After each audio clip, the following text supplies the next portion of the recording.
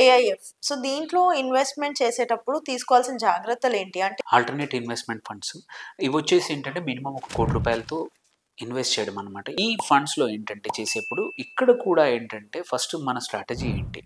మనకి high growth ఉన్నది కావాలా?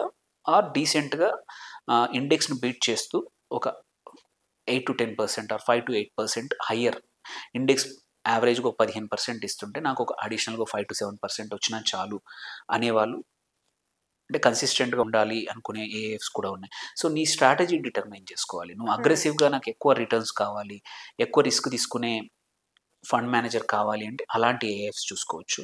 సో, ఫస్ట్ థింగ్ అది. నీ స్ట్రాటజీ ఒకటి.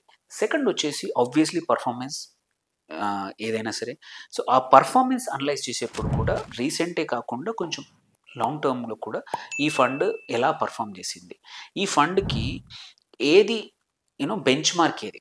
ఏంటంటే కొన్ని ఫండ్స్ బెంచ్ మార్క్ నిఫ్టీ తీసుకుంటారు. కొద్దిమంది బీఎస్‌సీ 500 తీసుకుంటారు. సో, హుహు. డిపెండ్స్ ఆన్ అంటే ఆ పోర్ట్‌ఫోలియోని బట్టి, వాళ్ళ పోర్ట్‌ఫోలియోని బట్టి వాళ్ళొక ఇండెక్స్ అనేది బెంచ్ మార్క్‌గా తీసుకుంటారు. ఇండెక్స్ బెంచ్ మార్క్ ఏది?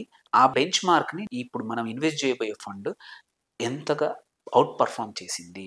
ఏది మార్కెట్ పైనున్నప్పుడు కానీ, మార్కెట్ తగ్గినప్పుడు కూడా. అదొకటి. And third obviously is expense ratio. వాళ్ళు ఎలా తీసుకుంటారు? ఫీజ్ ఎలా ఉంటుంది? చాలా మటుకు ఏంటంటే ఏఎఫ్స్‌లో చాలా మటుకి ఒక ఫిక్స్డ్ ఫీజ్ అని ఉంటుంది. హ్మ్. అండ్ ఆల్సో పర్ఫార్మెన్స్ ఫీజ్ అని ఉంటుంది.